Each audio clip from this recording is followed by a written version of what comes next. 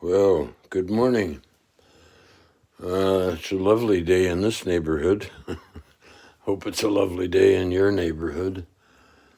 This is my gym, and this is where I live. And it's really pretty spectacular today. And I'm going to try to make a video. Oh, my name's Rick Gagey, and I'm going to try to make a video while I make some food, because I'm hungry, and when I don't eat, my feet get cold and it's uncomfortable, and I get grumpy and stuff. And I don't really like being grumpy. Oh well, it's a little crooked. Maybe I can fix this. Maybe I can do it that way. My teacher, Moshe Feldenkrais, well, I never met him. I missed by this much. He always used to say, if you only know how to do something one way, you're in trouble. You're a slave. But if you know how to do something two ways, then it's a lot better. And then three ways, you've got freedom. If I can't do it one way, I can do it another. And I used to have that happen when I couldn't spell words, and I'd have to figure out another way to say the whole sentence to avoid the word I couldn't spell. So this is a story that hasn't happened yet, but I dream it every night. I dream another chapter of this story. And it's a story that starts off with the dream of going on a bucket list, emptying my bucket list. And I don't know if you've got a bucket list or not, but I've got a fairly big one. And I'm getting quite dedicated to emptying my bucket list and having fun while I'm doing it. So this story starts off with two old RVs, recreational vehicles. You know, self-contained, got a toilet, a shower, a little bit of storage space. And they really look pretty beaten up on the outside. And on the inside, on the mechanic side of it, they're in really, really good shape. Because I think having new vehicles is going to get pretty dangerous. Because there are a lot of people are in an apocalyptic moment. And their world that used to be is just in rubble, you know. They used to have jobs and enough of everything they needed. They maybe even had too much.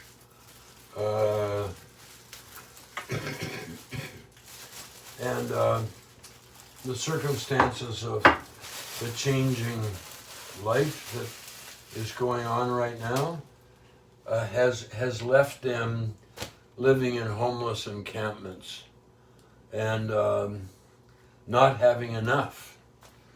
And, you know, and there's other people that aren't even aware of them. They have lots. They've maybe, you know, they've got everything they can think of. If they think something, it happens, you know. They can jump on their private jet and go to Bali or whatever, wherever they want. And then you've got a whole bunch of people that are in prison. Maybe it's a real prison, or maybe it's a prison of a homeless encampment or something like that. And you know, they got big problems. So the story starts off with me saying goodbye to my partner June, and I'm going to avoid the fire season. because it's really stressful and I want to live for another 25 years. And I figured out something for me is true, and that is that stress really makes me sick, and stress messes up my thinking. So I'm embarking on trying to have a lot less stress, uh, and uh, and measuring things, saying, well, is this a good thing to do? Will this create stress or will this decrease stress? Long run, short run, inner universe, outer universe, like in the world here. Um, and so in one of the RVs, that's where people live, and then the other RV, that's where I live. And then when I can, I drive the RV, and when I can't, somebody from the from the other RV comes up and drives, and we have a nice visit, or I sleep and they drive, or any of those combinations. And we try to plot a course where we're on blue roads, not hurry roads, but roads that we can see, and enjoy, and then to start going to visit friends, and to visit places that I want to see in my outer universe, that I love or that I've never seen. And I see driving from here in West County, Sonoma, and driving south, and going to visit different people along the way. And there'll be some places that I'll be able to park the RV, and other RV can park there. Maybe they want to go somewhere for a couple of days, and they'd go for a couple of days, and I'd hang out. And have a visit, and then, I'd like to go down to a place called Lime Kiln Campground down in Big Sur, and I'd like to get a massage at the Esalen Institute so that I can soak in the water and remember all the wonderful times I've had there. And then, go down to a place called the Indians, where I had some wonderful experiences with some of my spirit brothers, spirit friends. And then go over to White Mountain, that I've been to before with my friend Stephen Aldridge, and go up as high as I can go, and then to go up to Sequoia National Park and see these big trees that I've always wanted to see, and then go down to Los Angeles. And I figured probably the safest place for somebody in an old-looking RV, looks like it belongs to a poor person, and therefore is safe from getting burglarized, is to stay not at the KOA or a campground or a state park. Well, state parks might not be too bad, but to stay around a homeless encampment. I kind of fit right in.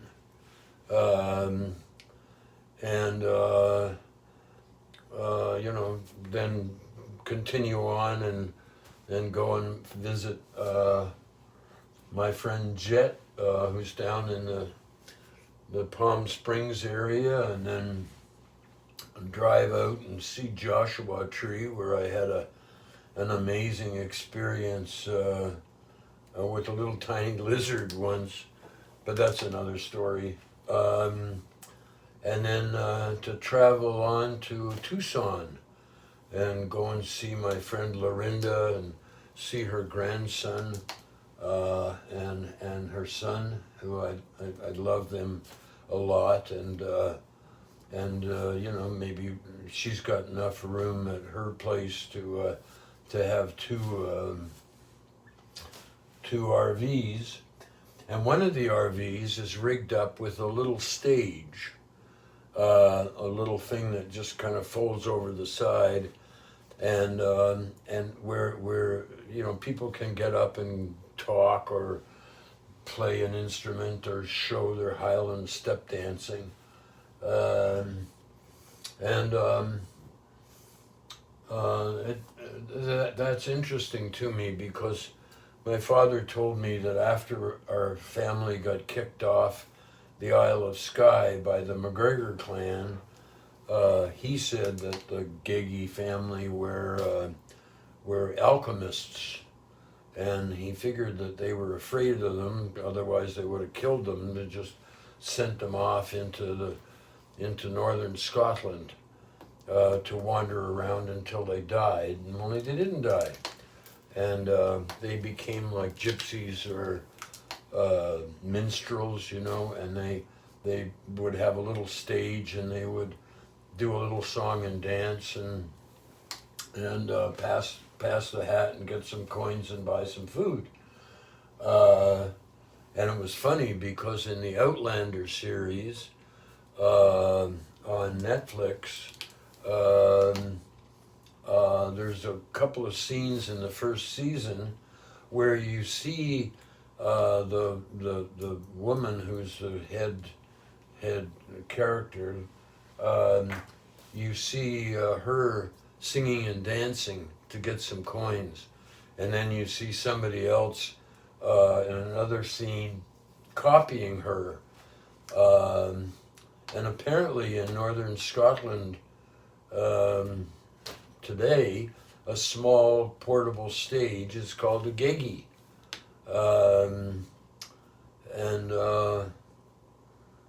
And wherever this little caravan would go, it would be you know, an opportunity to have some fun, you know, entertaining, just doing something for free just to make life a bit easier. And if people wanted to give a donation, then to give a donation. And it would be really fun, I think. It would be nice if there was some kind of a live feed using the social media so other people could enjoy the time too. And maybe that would help them say, hey, we want to send some money by media, PayPal or something, so you guys can keep going because it's entertaining. We can't go for traveling around, but you can, so we'll have a little holiday with you. And maybe that'll give them a break from their equivalent to the smoke and fear and everything that will be around my home. And then people who wanted to come, they could come and rent an RV somewhere, and we'd hang out for a while. And you know, some places stay a little longer, and some places, like if we were visiting somewhere, we wouldn't stay for more than 2 or 3 days. My friend Peter McLaughlin used to call it the fish rule, that guests shouldn't stay longer than a fish in a house or visiting. And then there'd be some places that would be like, yeah, let's hang out here for a while and rest and enjoy and stuff like that. You know, if there's a swimming hole, local swimming hole, then, you know, go for a swim. And then to travel across the country, I'd like to go to Santa Fe and see an old pal's daughter who still runs a store in Santa Fe, and tell stories about our mutual friend Lauren Smith. And that's sort of thing, okay? And then go and visit my friends who just got a nice new place in Austin, Texas. And there are all kinds of places I've been before, haven't seen before. The Grand Canyon. I remember standing at the overlooking the Grand Canyon with Angeles Arians and a group of people, and we were throwing into from our outer universe, inner universes, we were throwing stuff into the Grand Canyon to be taken back out to the sea. Emotional stuff and old memories and old grudges and things like that. And then to start going north, I'd love to go to the Outer Banks in one of the Carolinas. I'd like to go and see my friend Virgil, who's husbanding a piece of sacred Cherokee land. I'd like to go to visit friends who are living, I think it's Juniper Beach or something like that, or they used to, in Florida. And I'd like to go to my third wife's parents' gravestone, like their gravesite, and offer my respects to their spirits. It's that sort of thing, and then eventually finding my way north,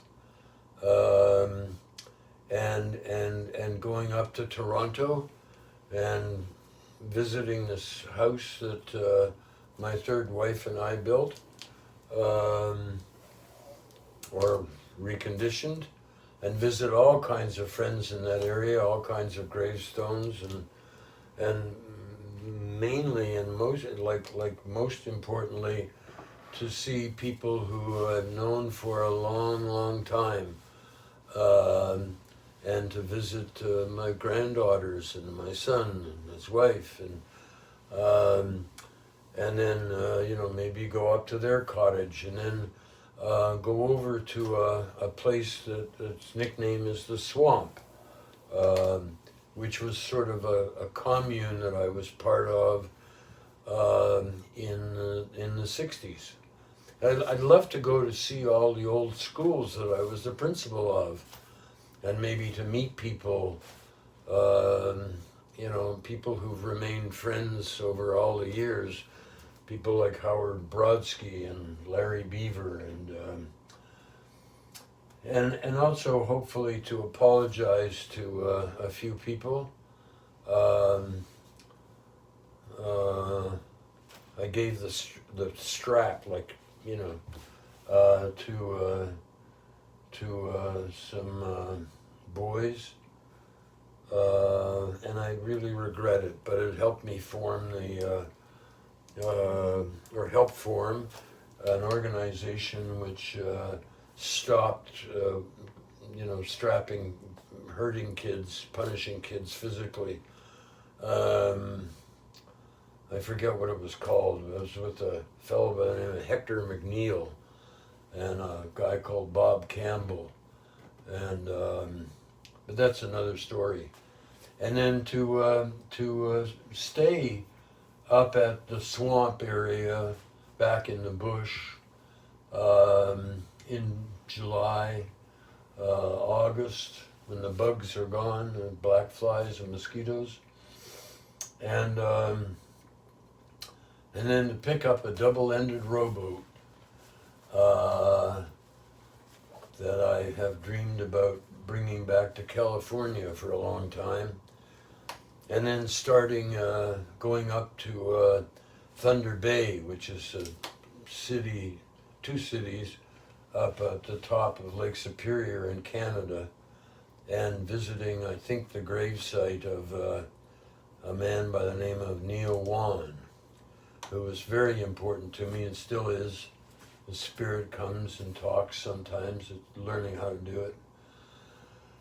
And then to go west in Canada and visit Weyburn, Saskatchewan, which was the place where Canada's first LSD therapy clinic was set up, and amazing research happened there. And backing up a bit, I'd like to go to an area called Victoria Harbor, where my mother was born, and visit my family grave sites there. And to see some places that were very special in my inner universe now. And then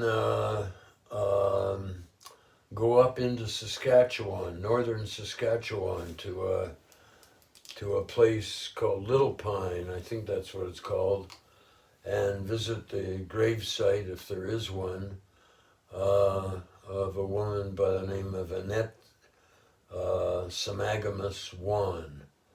And she's a very important spirit for me.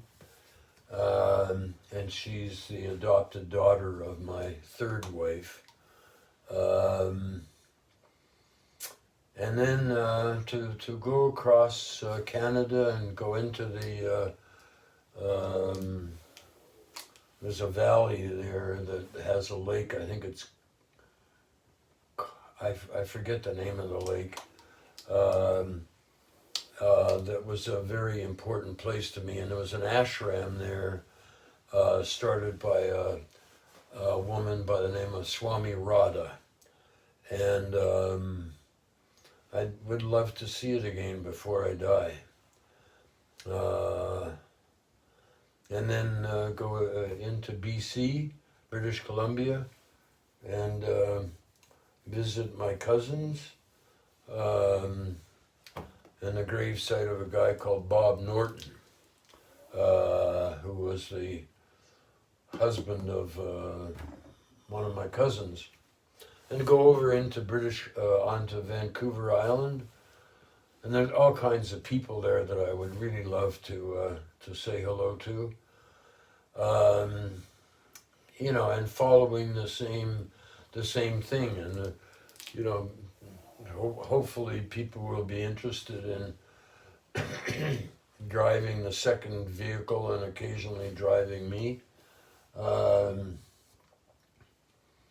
And then there are quite a few places in Vancouver Island that are very important to me. And then I want to back up to Toronto.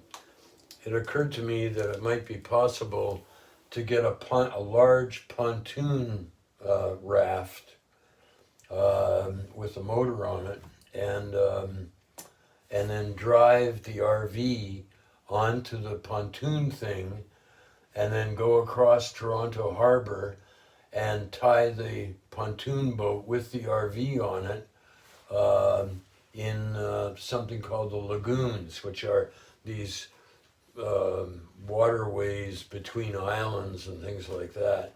And I could hang out there living on the pontoon raft with the RV for a week or so, fish, not too long,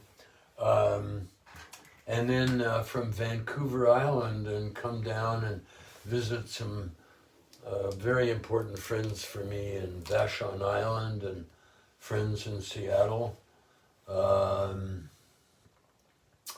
then continue down the coast and visit my friend Marie and another friend of mine who lives on that property, the name of Bill Herr, and I'd like to go to the Olympia, I think it's called, or something like that. Anyway, lots of nice places that are important to me. And to visit my sister-in-law, who lives in Cave Junction, and then cut across to Nevada City area and visit my brother-in-law, and then arrive home with a double-ended rowboat in tow, and that double-ended rowboat, or maybe there's two of them, will start another little business of selling rowboats. and trying to get rowing family-style rowboats, good rowboats, popular again, because it's a great exercise and doesn't use gasoline, and these boats are so beautiful. They're made of cedar strips and really exquisite, from a friend by the name of Jerry Griesler, who's I think in a place called Powassan, but I'm not sure, way back in Ontario on the way to Thunder Bay. And then arrive back here at Casa Perfecta, and hopefully it won't have burned down while I've been gone. And the nice thing that I have some friends, many friends, who've got huge numbers of air miles, and whenever I have to go somewhere fast, and you know, the airlines just charge you a lot of money if you buy a last minute ticket. So I call them up and I say, hey, can you order me a ticket, and then I'll pay them the regular rate for their air miles, you know, or for the ticket. And a couple of times, a friend of mine, he bought me a ticket because another friend called up and he was dying, and he wanted me to come up and say goodbye. And so my friend said, here's your ticket.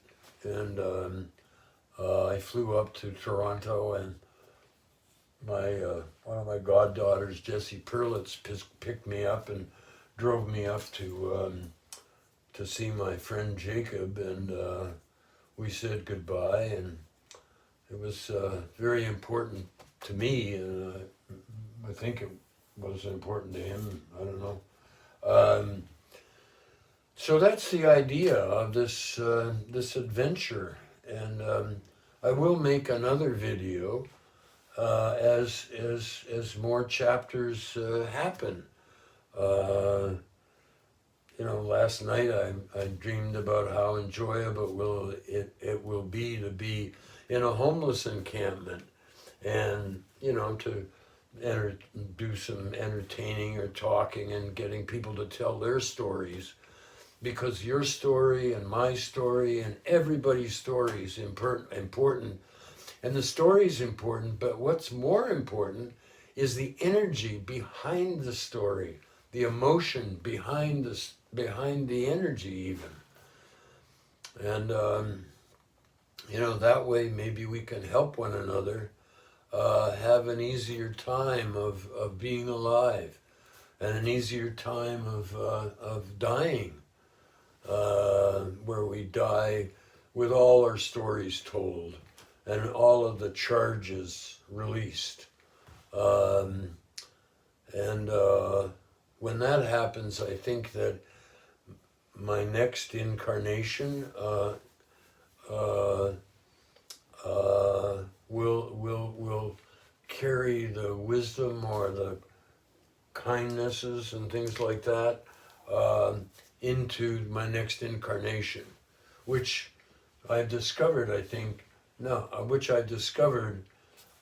for me isn't on lineal time. Like, I can incarnate backwards, I can incarnate forwards,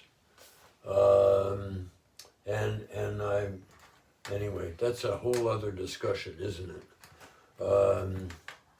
I like the Tibetan thing of meeting somebody saying, oh, thank you for being my mother, because we've all been each other's mothers, one form or another. It may be a blade of grass, it may be a bird, it may be a human, it may be a really terrific human, it may be a struggling human, who knows. So anyway, thanks a lot for watching this video. I've had fun making it. Now I'm going to make my breakfast, which I think is left over from last night, but it looks delicious. So thank you very much. Bye.